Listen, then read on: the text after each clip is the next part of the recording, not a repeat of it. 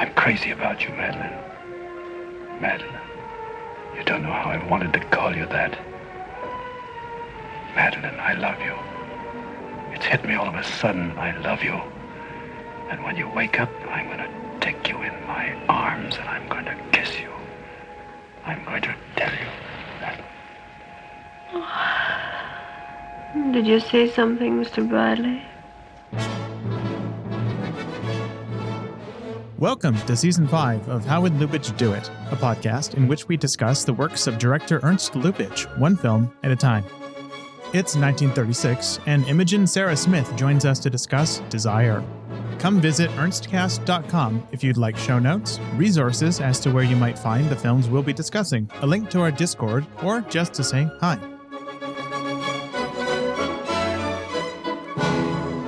Welcome back, everyone. We are here with Imogen Sara Smith. Welcome, Imogen. Hi, it's great to be here. I'm Imogen Sara Smith. I'm a freelance film writer and historian. I am the author of 2 books, Buster Keaton, The Persistence of Comedy, and In Lonely Places, Film Noir Beyond the City. I've written for Film Comment, Sight and Sound, the Criterion Collection. I also have done a lot of commentaries for the Criterion Channel and some programming, and taught film criticism and film history at NYU, School of Visual Arts, and Maine Media Workshop. And I am the editor-in-chief of Noir City magazine. I think that's enough about me, except that I am also a great lover of Lubitsch. Yeah, we're here at an interesting juncture in Lubitsch's career. You might have noticed, dear listeners, that 2 years have passed since the previous film we've covered on the show, and that is a really long time in Hollywood in the 30s, and a really long time in Lubitsch's career because, at this point, he's been making up to 4 films a year, usually 1 or 2. And this is not even a film that is directed by Lubitsch. And no, that's because he has become production head of Paramount. And so, as I've probably mentioned a repetitive amount of times on the show, he was the only director in studio Hollywood history to become an executive at a major studio. And with it came a lot of tumult. His tenure only lasted a year, from early 1935 to early 1936. And this film was Desire, directed by Frank Borzage, was one of the only films he kind of fully produced from start to finish that he was happy with. It's the only film that really bears his hallmark coming out of that experience. He partially produced a number of others, but this is kind of the one we have as, okay, this is what a Lubitsch production, without Lubitsch the director, except for maybe a few scenes, looks like. Although he did produce Dangerous Curves, but he wasn't yet an executive at that point in 1929, starring Clara Bow. And so, this period in Lubitsch's life was, as I mentioned, tumultuous. He had to deal with folks like Joseph von Sternberg. He ended up forcibly retitling Sternberg's final film with Paramount, The Devil is a Woman. He also had a few successes. He had Hands Across the Table rewritten for Carole Lombard in light of her stunning success as a kind of a screwball heroine or anti-heroine in the 20th century. So it was a busy time. He also lost his German citizenship, or more accurately, it was stripped from him by the hated Nazis. And by the time Desire came out in 1936, he had become an American citizen. So much is going on in his life. You have kind of said this about just how unusual this was. And I think it's been said that probably at no other studio besides Paramount would this ever have happened, that they would actually have put a director, a creative filmmaker in this executive position. Paramount was notoriously one of the more chaotic studios that was known for not being well run, also known for being of all the major studios, the one that was most often in a state of financial crisis, and it had several kind of brushes with bankruptcy. So it's kind of that thing where they're just trying something. And then there's the interesting question, of course, of why Lubitsch wanted to do this. And he himself said he just wanted to see what it was all about, that it was sort of curiosity. He actually said, like Alice in Wonderland, like he kind of wanted to go down this rabbit hole of figuring out what production was like. And, it clearly was a mistake on all sides. And it's kind of a waste of a great director to be in this production capacity. And he had this real desire to have true creative input and control over everything that the studio was producing, which was obviously kind of impossible.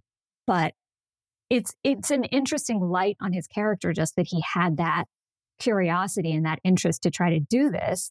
He did say that, Desire was the only one of his films that he really kind of fully produced. He was involved in the story, the casting, all aspects of creating this film. And of course, it's of the films that he produced, the one that is probably the easiest to imagine him directing. It is a story that seems like a good fit for him. And it was largely because he did not have time to direct it because he was busy producing that he gave it to Borzage. And Borzage was one of at least 3 directors whom he brought to the studio. That was part of also what he contributed during this time. He signed Borzage and Louis Milestone and King Vidor. So that's interesting just to know that Borzage was obviously someone that he admired and wanted to work with. And maybe a way into this is to talk about the kind of similarities and differences between them as directors.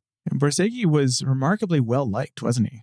Yes, I think so, by everyone. And he had been around for quite a while at this point. He was still probably best known for some of the silent films that he made at Fox, Seventh Heaven and Street Angel and Lucky Star, these kind of supremely romantic silent films.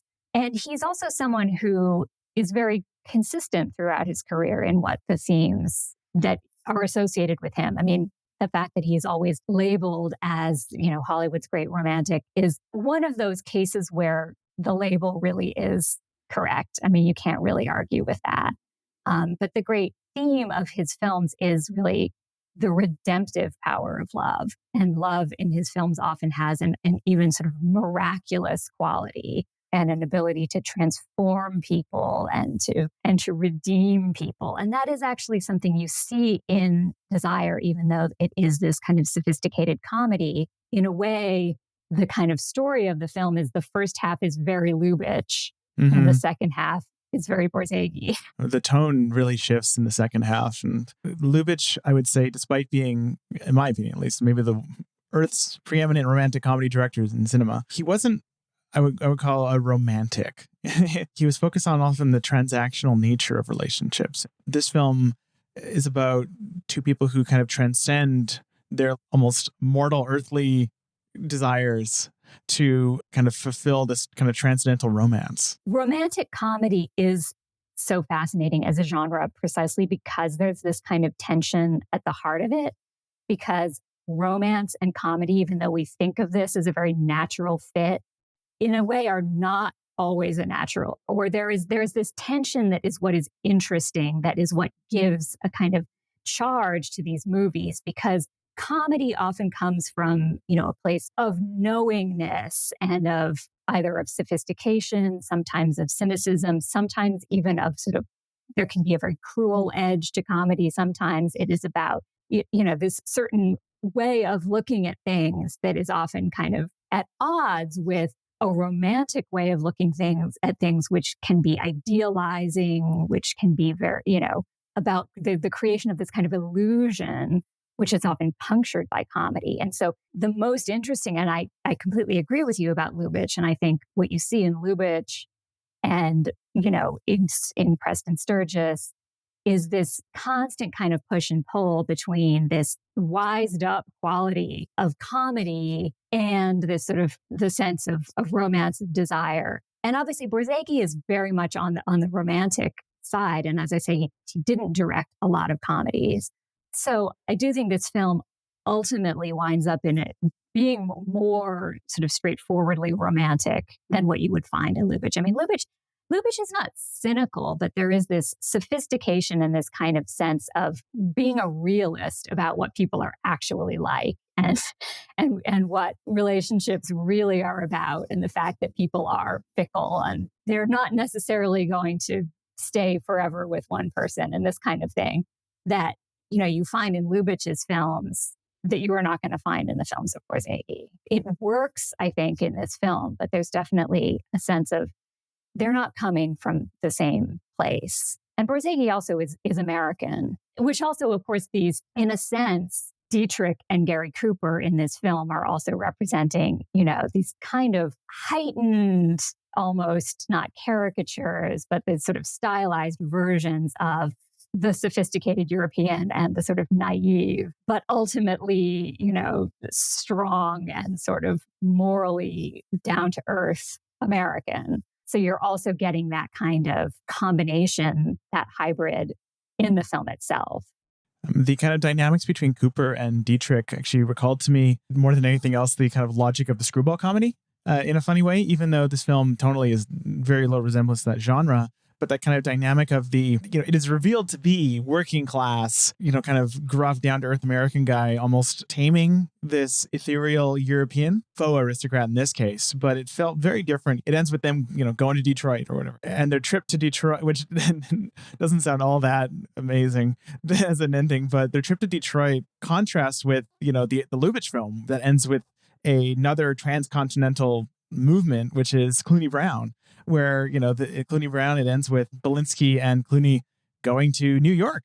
And it's this kind of giddy thing where it's Belinsky gets to keep being Belinsky, the European aesthete in New York. But in this, it almost feels like the mechanics resemble that kind of screwball, okay, middle-class American is the way to go type of almost morality. First of all, just to mention Samuel Hoffenstein, which is one of the three writers credited on Desire, also worked on Clooney Brown ultimately. So there is a connection between those movies. I mean, I think, yes, that's where it kind of ultimately winds up, is with the sort of triumph of the working class American. But where it starts is also another thing that I think is one of the central themes of screwball comedy and of just romantic comedy in the 1930s, which is this meeting of innocence and experience, of the person who is wised up, who is often kind of morally compromised, the con artist, or just the person who is kind of sophisticated and cynical, and then this sort of naive, innocent, down-to-earth, good person. And it is almost always the way it is here, which is that the wised-up person is the woman,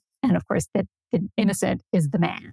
And yes, it is always in these films that experience is seduced by innocence, and that finally, in the end, it is sort of innocence that triumphs. But first, that person is often humiliated and sort of taken around the block by the experienced person. This is, of course, the Lady Eve, and a lot of other comedies of this era have that kind of meeting of the wised up and of the kind of innocent person. So you see that here, certainly with the American abroad, the American in Europe. And it's interesting, this might be a good segue into Dietrich and how this interfaces with her persona. When we last left Dietrich, she was working with von Sternberg, who, aside from being widely considered one of the most tiresome personalities in Hollywood, is one of my favorite directors, and has become one. We last saw her, in Scarlet Empress, Devil is a Woman, Shanghai Express, playing, what has been called by many one variation or another of like an icy character who almost floats above the movie, right? She exists on her own plane of existence, her own dimension. She doesn't bother with us mortals. She is so removed from the down-to-earth character she would maybe later play in something like Destry Rides Again. This is an interesting transitional work.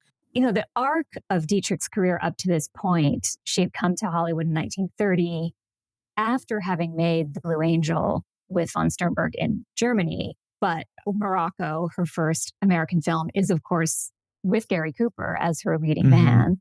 So they have already appeared together. But she goes from being this incredible sensation when she first appears, and through really Shanghai Express, which I think is the most successful, most popular of the Dietrich Sternberg films, she becomes a huge star and a huge sensation. And then very rapidly, over the next few films, really loses that popularity. And it's always said, because the films become too stylized, she becomes this almost not human figure. Her look in the films becomes more and more extreme, more and more stylized. Her characters become more and more, as you say, icy. They become these kind of femme fatales.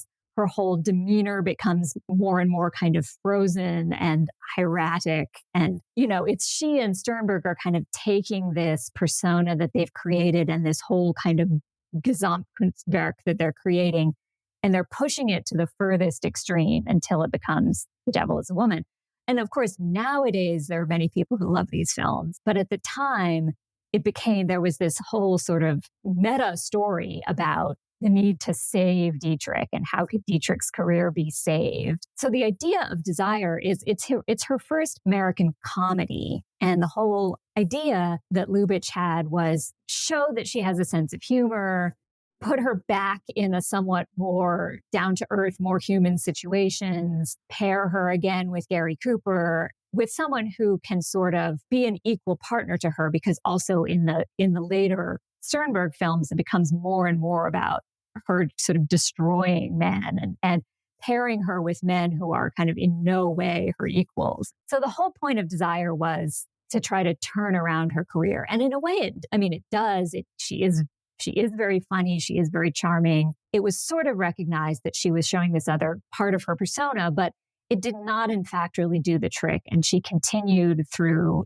Angel, which is her film with Lubitsch the following year, and through the, almost the remainder of the decade, she's kind of in this low period in her career. And it is Destry Rides Again that finally is the film that revitalizes her career and is her big comeback film. But yeah, it's a kind of a turning point. It's the first time that she is, in a sense, still playing the same kind of character. She still has the same kind of glamorous look, but it's all with a little bit of a wink, with this sense of her lightness, of her charm, of her wit. And of course, finally with this idea that she's going to get married and go off to Detroit, which, yes, I find a little hard to picture.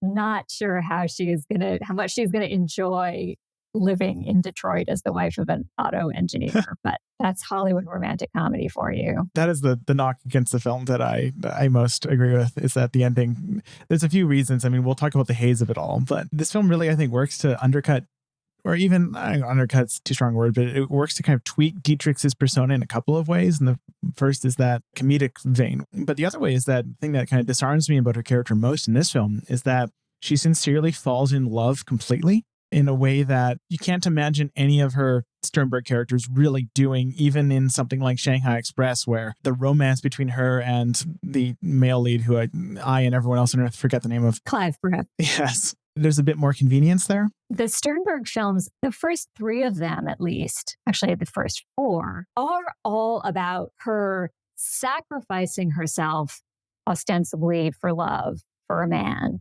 She goes off into the desert following the Foreign Legion in Morocco. And she, is shot at the end of Dishonored to save this other spy. And yet it's like the plot is telling us that supposedly she loves these men so much and that she's sacrificing herself. But as you say, it's not something you actually feel. Mm-hmm. It's sort of, that's the plot vehicle.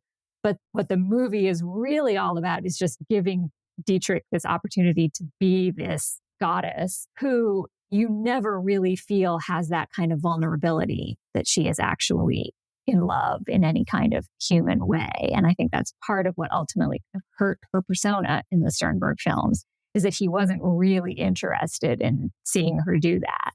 And so, yes, I think you do see it and feel it in a way in Desire that you don't in any of the earlier films. Dishonored, I think, is a particularly good comparison here, where that might be the Sternberg film that most hinges on a decision made by her character, ostensibly out of love for the Victor McLaglen character. But both times I've watched that film, I've read it more as a desire to almost turn her life into a romantic narrative. It's the same reason why she, quote unquote, sacrifices herself for the enemy spy in that film. It's the same reason why she puts on lipstick before getting shot, right? It's because it's a better fit for her. Yes, it's always about her performance, and somewhat in the same way that I feel is a bit with Garbo too, that she has a kind of a solitude on the screen because there's just nobody else who seems to be even kind of occupying the same plane that she is. It's like she's kind of from another planet. And she doesn't, in most of these films, have any real chemistry. I mean, certainly a Shanghai Express. I mean, she has chemistry with Anna May Wong. She does not really have any chemistry with Clive Breck. No. And it's often been said that after Morocco, von Sternberg didn't want to cast her opposite a leading man that she might have that kind of chemistry with, possibly out of jealousy, or that was not what he wanted in the films. And so yes, the latter part of Desire, when they really get, when you really see them together, is not something you had seen her before. You had either seen her as this figure who destroys men, which she is in The Blue Angel and in the last two Sternberg films, or as you say, sort of playing out this drama of romantic sacrifice that seems to be about her in some way, but not really about her relationship with a man. In this one, she goes to Detroit in order to love. Well, that's possibly a sacrifice. Yeah. But while we're talking about this idea of her, this sort of shift in her persona, I do want to make sure we bring up John Gilbert. Mm-hmm. Originally, John Gilbert was supposed to be cast as the character Carlos, who's ultimately played by John Halliday. And Gilbert, who of course famously was Greta Garbo's lover, was a great star in the silent era. We don't need to go too much into the whole sort of myth about his voice and the idea that he was ruined by having a bad voice, which is not really true. Actually, I like some of his talkies very much. But anyway, he was also an alcoholic. So he's gone into a kind of a decline at this point, both a career decline and a personal decline.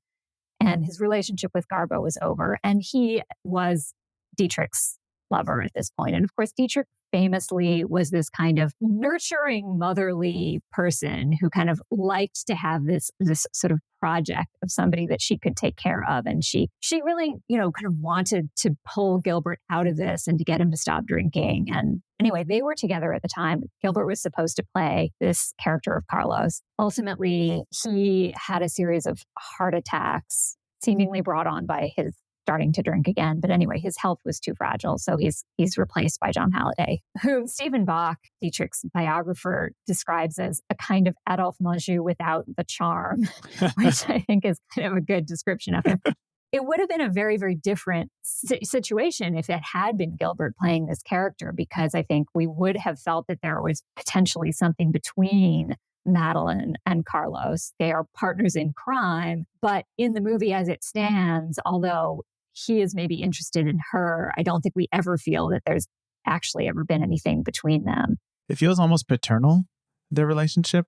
She's almost like a mentee to him. It's very sexless. It is very. And I mean, there is this line where she reassures Carlos and says, I am as about Tom, the Cooper character, to say that she is not, nothing is going on, because he's always warning her, don't mix romance and business. And she says, I'm as interested in him as I am in you. And that's sort of her way of saying, there's nothing there, which of course is not ultimately true. But anyway, Gilbert wrote some sort of memos to Dietrich about how to play this part. And he said, remember, keep alive, no placidity in scenes, no white mystery, no ghost. So he's sort of saying, like, stop doing this ethereal kind of ice queen thing. And you need to be more natural. You need to be more human. So it's kind of, it's a sad thing that he wasn't able to do this, and he did not live very much longer after this. So it's the turning point for Dietrich, but it doesn't quite take in her career until a few years later. There are many things that are present in this film that would become, a little less present in this way in later films with Dietrich. I mean, one example is that the costume design by Travis Benton. It feels almost any one of these costumes could have been in the Sternberg films in various points, and they would have felt at home. They are incredible. Well, Banton had designed the costumes for all of the Sternberg films. And Travis Banton was the head designer at Paramount at this time. He is, of course, ultimately replaced by Edith Head, but he had a very close relationship with Dietrich. She loved him. She loved his designs. They worked very closely together. It wasn't just like he was going off and designing something for her. They would go and spend hours and hours and hours together on these fittings. They would select fabrics and feathers and furs and things together. And it was really kind of a collaboration. And she was famous for sort of her patience and her stoicism. The creation of her look through clothes, through makeup, through lighting that was her creation. And of course, there's much discussion about, who was really responsible and to what extent did Sternberg sort of invent this look. But I think ultimately she took responsibility for it. And, Banton's designs for her take advantage of, it's like not every woman could wear these designs, they're very extravagant. There's a lot of big feathers and a lot of her face being partially covered, which really works perfectly for this kind of character that she's playing, who is always, as a con artist, is always involved in seduction and deception in various ways. So the clothes in this film are a little bit less extreme, and her whole look is a little bit less extreme than it was in, say, The Devil is a Woman.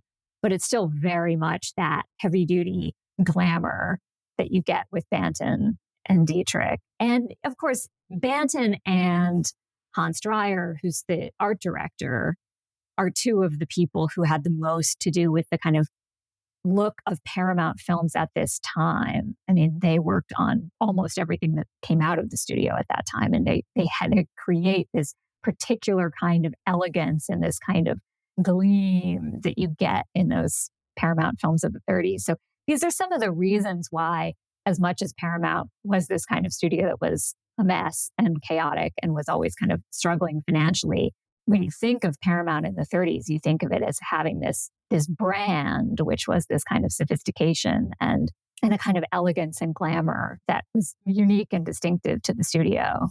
That also extends to Charles Lang's lighting of her, which, I mean, Dietrich was famously involved with the cinematography of any shot involving her. And, whatever form that collaboration took between Lang, Borzage, and her in terms of crafting those images, they are incredibly striking in a way that almost doesn't quite desert the film when she's off screen. But it's, I think, notable that almost all the most striking images are of her in this movie. Yes. For all we're talking about Dietrich, we don't want to neglect Gary Cooper, who I will admit this is the second of 3 films of which he prominently features that we're going to talk about in the show. The previous one being Designed for Living, and the next one being Bluebeard's Eighth Wife, which is significantly less remembered than Designed for Living. But one of the interesting kind of to me little side stories of this show is, I think, at least seeing Gary Cooper learn how to act, because it is really interesting to me that someone like Kay Francis got widespread, at least among contemporaneous critics at the time, slightly denigrated for acting talents unfairly, I think, in comparison to Gary Cooper, who seemed to get a free pass for what I think are some questionable roles. And I think this is one of his better roles. I quite enjoy his chemistry with Dietrich, especially. They have a good mix of styles. Cooper had a lot of doubts about Design for Living, I think. He felt that this kind of sophisticated comedy didn't feel right for him. I mean, I really like Design for Living, and I think he works in that. I think his performance works in that film. But you can see maybe some of that discomfort. Mm-hmm. I think we still, when you think of Gary Cooper today, think mostly of the kind of Western roles, the very laconic persona that he had in things like High Noon and, Man of the West. And that, I think, is what he kind of felt most comfortable with. But in the 30s, he has this period where he's in quite a few comedies, most famously, Mr. Deeds Goes to Town, which he makes shortly after this. I have to be honest that Cooper does not always work for me in comedies. Mm-hmm. I don't think he had a really natural comic gift. And at the beginning of this film, I feel like he is trying a little too hard to be comical, and he kind of mugs and he makes faces and he does this kind of goofy stuff that feels a little bit forced to me. However, I think he had amazing chemistry with Dietrich. And once they get together, that's when his performance really starts to work better for me. And I think just this sort of physicality that they have together, is very believable. He's not my favorite comedy. He's not my favorite screwball comedy leading man. However, Lubitsch obviously liked him. I mean, he sort of persuaded him to make Design for Living. He obviously wanted him to be in this film. And I think he was very open to working with Dietrich again. Cooper was not a fan of Sternberg, as most actors were not. So the idea of being able to act with Dietrich without having to be directed by Joseph von Sternberg was appealing to him.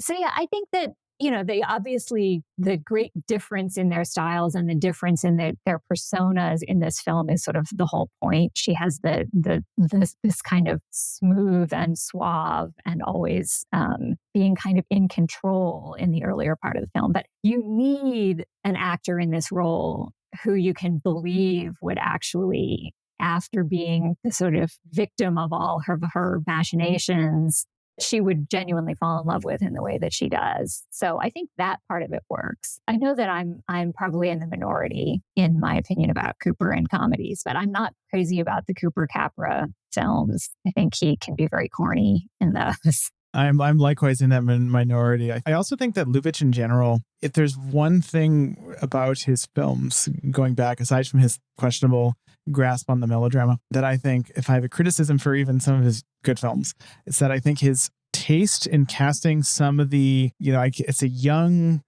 straight in the sense of the comedic straight man, male leads was occasionally and often, sometimes consistently, a bit more questionable than his casting in other areas, where even back in his Berlin period, Harry Liedtke, who was, the young romantic lead in many, many of his films at that point, was almost always the weakest element of them.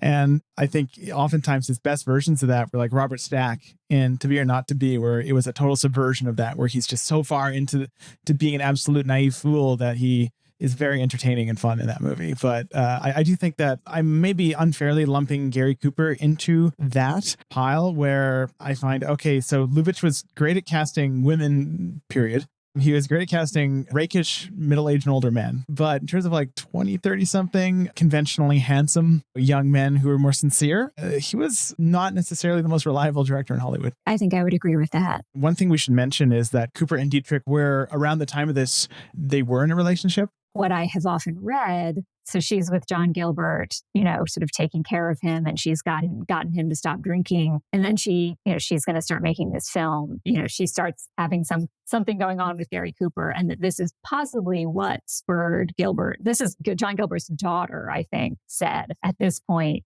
he started drinking again because he saw that Dietrich had gone off with Gary Cooper. So yes, I believe that to be true.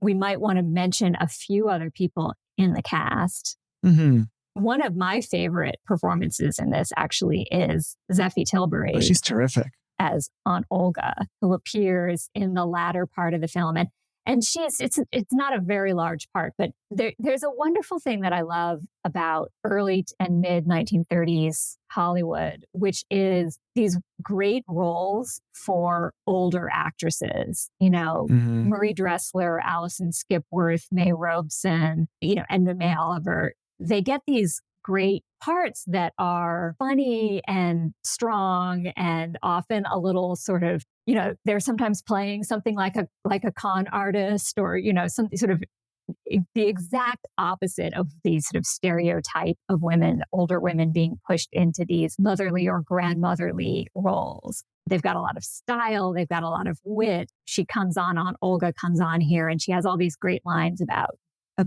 brandy is the only thing I'm straight about. And, these kind of raffish sort of lines. She was an English actress, Zeffie Tilbury, although she did a lot of different things in Hollywood. I mean, she plays Grandma Jode in The Grapes of Wrath a few years later. There's a very brief appearance by Akim Tamirov as a police officer. So there's some good performances in the secondary roles as well. I especially enjoyed Ernest Cosart. He's going to show up a couple more times. He's a typical variation on his usual role, which is this slightly fussy, in this case, a jeweler. And he's a typical pro in that he knows exactly what his assignment is and hits every comic beat perfectly. His growing awareness of what's going on when he is being scammed is just so, he milks every drop out of it. Every line delivery he gives, I just kind of treasure. You owe me 2,200,000 francs. I have given the pearls to your wife, and I think you are crazy. That's bad. And I think Alan Mowbray is wonderful as well. And their scene together is wonderful. This is all in the early part of the film during this wonderfully elaborate jewel heist, which involves Dietrich's character tricking each of these men, the jeweler and then this psychiatrist, into thinking that the other man is her husband. And ultimately, this is how she gets a hold of the pearls and disappears while they are sitting together, gradually figuring out what is going on. But Alan Mowbray, who also has this wonderful kind of unctuous quality playing this doctor. And just, I love the kind of leisureliness of those scenes. I think that the pacing of this film is never snappy. It kind of takes its time, and maybe it's a little bit more Borzage than Lubitsch in that regard. But it is the kind of film that lets us enjoy being with these people, and it's not, even as it is ultimately becoming a kind of a road movie, it's never, hurrying us on to the next thing. And it gives these people their kind of time to unfurl these wonderful performances. It does kind of throw John Holliday's relative weakness into relief, where he is maybe 6 down the list of characters that I would remember from this movie. He is definitely the least appealing and least interesting character, and possibly to a degree that's necessary, in that he is representing what she ultimately has to reject. Maybe it would be more interesting if you felt like there was more for her to choose from. But I think having him be this kind of cold fish character makes it seem pretty easy for her to make this choice. Of course, Aunt Olga also is interesting, the character, in representing this kind of idea of what Dietrich's character would become if she just carries on being a con artist and a jewel thief. And Aunt Olga even gets this plot point about how she once upon a time fell in love and didn't feel that she could be with this person because of who she was, and didn't want to tell him the truth about herself. And so she represents this kind of vision of what the Dietrich character could be, and yet a vision of someone who seems to be doing okay, really. Yeah, crime seems to be paying pretty well for her. Yes. I mean, I do like the scene where Halliday's character does the magic tricks also as a way of finally getting hold of these pearls that have wound up in Gary Cooper's pocket. It's fun. I mean, he's a perfectly competent performer. It's just that he is really lacking in any kind of charm. And that seems to be the kind of roles that he played. That was his job, was to be the kind of cold, charmless person. We have to deal with, at some point, the code. Yes. The big change between, I feel like I've said the big change 5 or 6 times, because we're in a time of upheaval in the film industry and the world. Amongst those big changes is the change from essentially the code being a thing that was out there but relatively lackadaisically enforced, to something that was a actively enforced imposition, self-imposed on a technical level, that was a going concern for filmmakers beyond a headache. And so this is the first motion picture production code era film of the podcast, Merry Widow being a truly transitional film because it was cut in post-production.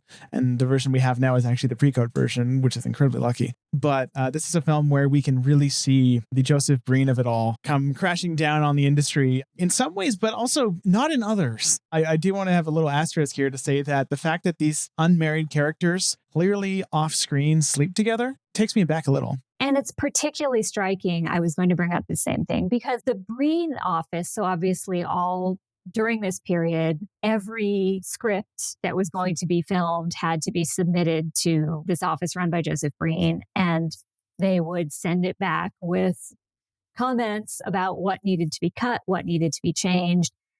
And the censor's report said it must not be suggested that these two people sleep together. And yet, of course, in the film, it is extremely obvious that they do. I mean, there is this sort of morning after scene that is pretty unmistakable in what it's telling you. And so this film is a perfect example of how, yes, the code did have a real impact, but it's also surprising how much, even in this early period, films could still get away with. And it's kind of like, sometimes you get the sense that the censors maybe just were not picking up on what the films were doing. Obviously, that things could happen sort of between the lines. Sometimes I think the studios were just clever, or filmmakers were clever about sort of pretending they were going to do something and then sort of slipping it in after, and getting away with it. So obviously, there's 2 things going on in this film that are potentially problematic. There is the fact that you have these 2 people who clearly are having a sexual relationship before getting married. But also, of course, it is dealing with the protagonist being a criminal. And in this period, you could not have something like Trouble in Paradise, which ends with these 2 thieves and con artists going off together to carry on being criminals together and live happily ever after. And there is no punishment whatsoever. That, was not allowed. So in this film, there was an insistence that, there had to be some kind of legal repercussions. And she had to return this necklace as a sort of sign that she is definitely reformed. They managed to give it this kind of cute twist where they get married at the end and she pulls out her parole instead of her marriage license. They give it this kind of nice little Lubitsch touch, but she still has to reform and go off and be a wife in Detroit. She cannot continue to be a glamorous jewel thief. So it's certainly a code. It's a code era film, but in addition to the fact that they obviously sleep together, the most kind of Lubitsch parts of this film in some ways are the interaction between Dietrich and Cooper earlier on and all these kind of little things that are going on with her hand and his pocket. And, there's these moments that are getting fairly racy at times. You can feel everyone involved really trying to make the ending work, but the phrase "your debt to the state" doesn't really have a romantic sweep to it. Yeah, that's where I struggle the most with the film in terms of meeting it as its own work, because you can really feel just the hand of the filmmaker being forced there. It doesn't feel germane to what the rest of the film is necessarily doing to me, aside from just they had to do it because it's written in the code. Crime has to be expressly shown to not pay, essentially. You can't portray a crime and not have some sort of justice be done as a result of it, although certain films did get away with it. One other little thing they don't quite sneak by, but I was a little surprised to see it this late date. It's pretty telling of how rapidly things changed that just 5 years ago, Marlene Dietrich dressed as a man and kissed a woman in Morocco. But at this point, just the mere mention of cross-dressing, where Dietrich says, "My husband, wears women's clothes." I'd forgotten about that. That actively surprised me. It's like, wow, I cannot believe that actually got through. We've gone from actively portraying cross-dressing and to women kissing on screen. 5 years later, I'm shocked that there's cross-dressing in this diegetic world at all.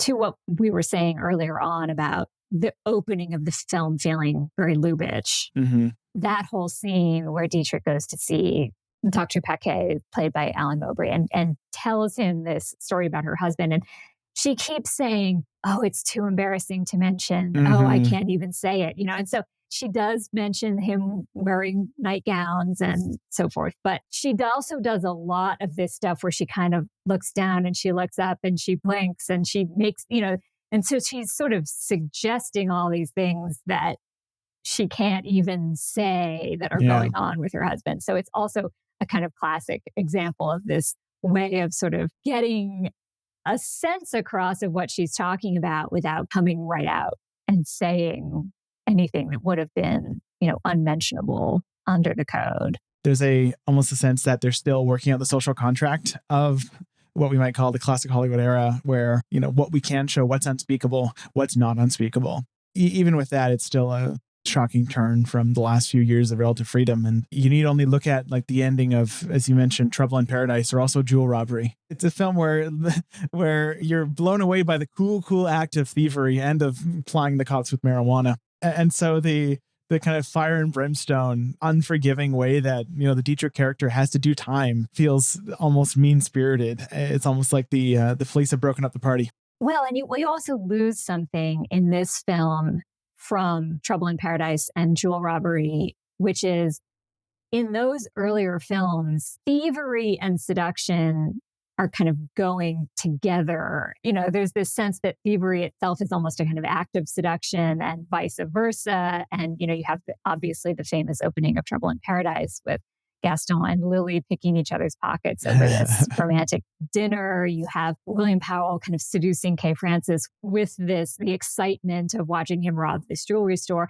So these two things are sort of feeding off of each other. And there is obviously robbery is being made sexy and con artistry is sexy, which of course con artistry has to be sexy. And then you get to desire, and instead you have this sense that it's like you can have one or the other, but they're actually opposed to each other.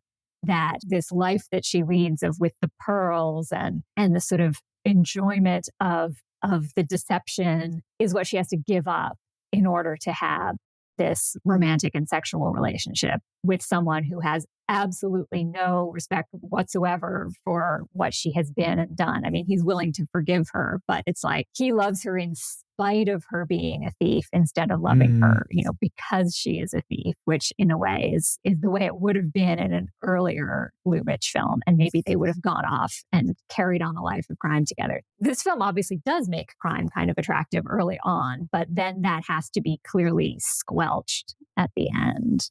In Design for Living, the phrase, immorality may be fun, but it's no replacement for 100% virtue and 3 square meals a day, that's looked upon with derision in Design for Living. And it almost feels like something resembling a film like this' mission statement in some ways, right? That, it's both a shame and also very interesting. I always like watching films that only could have been made at the point they were made, where they are symptomatic of what was going on in society at the time. And so this is, if nothing else, a great example of one of those. So I think that makes it in some ways more valuable. I don't know if you've already talked about Angel, because of course Angel, which is the film that Dietrich makes with Lubitsch a year later, is very interesting for the way that it navigates the code in regard to the fact that her character may or may not have committed adultery, for which she is not in any way punished. But it becomes an entire film about how we can't be allowed to know certain things. And everything has to be oblique and kind of, hidden and mysterious. It's interesting. I mean, the subtext, Angel is so interesting because the subtext in that film is subterranean. It feels like an exercise in minimalism of doing the least amount possible to imply as much as possible. It's like the Lubitsch style taken to its logical extreme. And of course, it was therefore divisive when it came out. But yeah, no, this film compares so interestingly to that because even the Dietrich role in that feels almost like a step backwards. And I don't mean to say in a bad way, but it feels like her character there resembles her Sternberg self more than her character in this film, where her character in that film feels so remote from the other characters, from us, from any human understanding. To me, it makes perfect sense why that film was the one that partially provoked her to be labeled box office poison in 1938. I love Angel. It's easy to see why it was a film that was not embraced at the time. It's a film made for Lubitsch diehards, it feels like, which is part of why I love it too.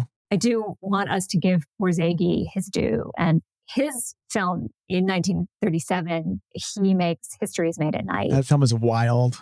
Which is a really wonderful film that has been a kind of like cult favorite. And partly because for a long time it was not easy to see. It is now finally available, from the Criterion Collection and on the Criterion Channel. But it's interesting what you said about Angel and minimalism. And History is Made at Night is this film that kind of winds up including it's kind of everything but the kitchen sink. Nautical disasters. But it goes from being drama about a woman with an abusive husband. Then it has this wonderful kind of, romantic comic sequence with Jean Arthur and Charles Boyer, and this really wonderful kind of romantic idyll that they share. And then, yes, you get disasters at sea, and it turns into this near tragedy. And if we're looking at Desire as this moment where Lubitsch and Borzage intersect, and you get a film that is sort of their shared sensibilities. Their two films from 1937 kind of show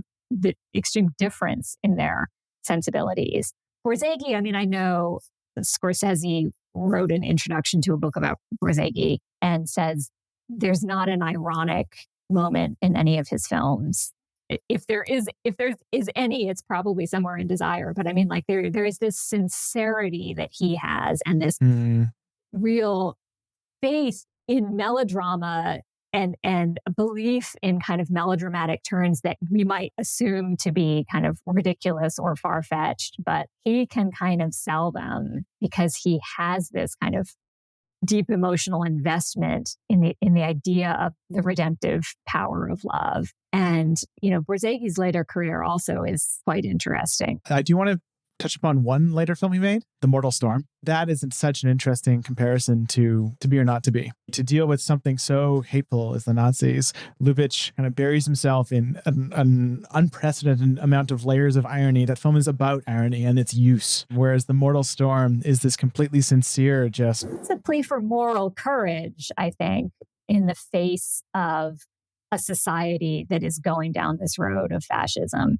Exactly. It's just a very clear statement against ideological intolerance. There's not an ironic bone in that film's body as well. in the same way that To Be or Not to Be is built of nothing but irony, as exemplified by Greenberg's speech, which is simultaneously the film's most sincere and its most ironic moment.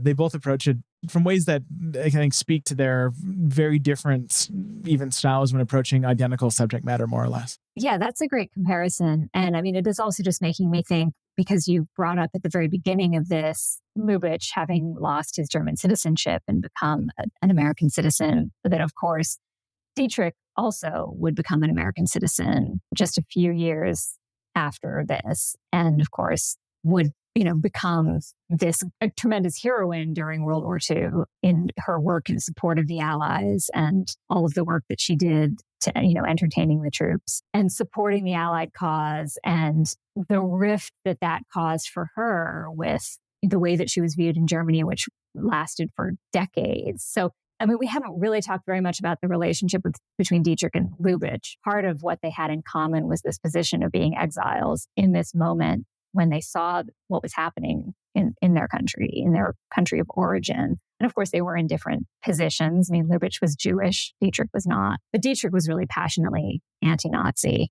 Lubitsch's whole attitude towards politics is so fascinating because so many of his films so openly willing to sort of downgrade all these serious issues of world affairs and politics, and suggest that love and romance and sex and comedy are more important and are more central. And that's kind of what Angel is also partly about, because it is about how Herbert Marshall ultimately is going to blow off this peace conference to repair his relationship with his wife. And then you have Clooney Brown with Charles Boyer abandoning his role as this supposed freedom fighter dissident to go off and write pulp novels so that he can support this woman. You know what you've done to me?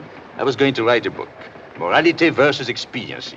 With luck, I might have made barely enough money for myself. But now, you know what I'm going to do? I'm going to write a bestseller, a murder mystery. A murder mystery? What's it going to be about? A murder. So it's one of the ways in which Lubitsch is really radical. And I realize I've gotten way off track, so you can just cut that out if you want. No, I love tangents. Tangents are my favorite things, but no, I completely agree. I mean, that was Krakauer's knock on Lubitsch, right? That he, instead of actually focusing on the actual politics of things, he was all about the bedroom antics of the leaders, and yet that was part of Lubitsch's genius, that he could still embed certain themes in that. I think that his work is a lot more political than it seems on the surface. He's only probably made 3 or 4 films that are overtly political, like Broken Lullaby, To Be or Not to Be, and Ninotchka to a certain degree. But the ending of Clooney Brown, I think, is such an interesting grace note on all this, right? Where that's the one moment in the Lubitsch film where I strongly suspect that a heavy element of autobiography plays into it. Although, I mean, you do have stuff like Shoe Palace Pincus and Shop Around the Corner too, which do have parallels in his life. But that ending, it is a tale of a high-profile man driven out of his original country, although Lubitsch left long before any of that, to make popular art in the U.S. And isn't that great? And boy, I did it. And that's part of why the ending of that movie is so lovely to me.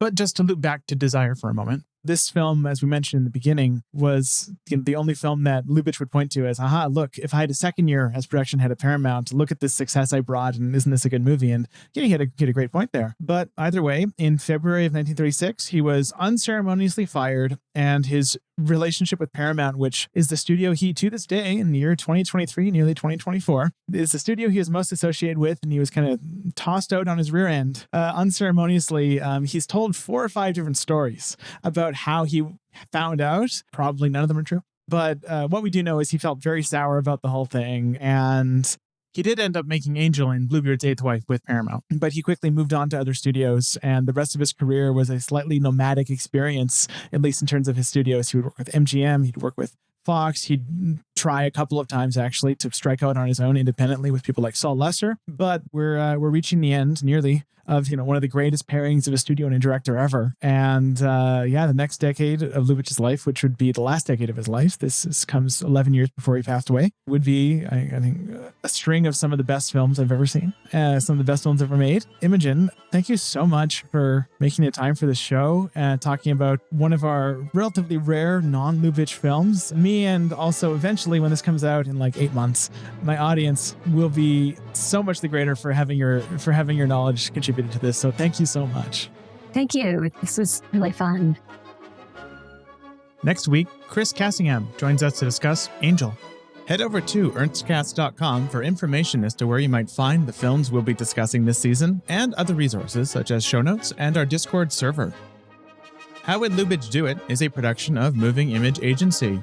Brennen King was our dialogue editor for this episode. If you enjoyed this episode, please rate and review us on whatever podcast platform you happen to use. It helps other people find our podcast and therefore find Ernst Lubitsch. We'd like to acknowledge that this podcast was produced on the unceded territory of the Musqueam, Squamish, and Tsleil-Waututh peoples.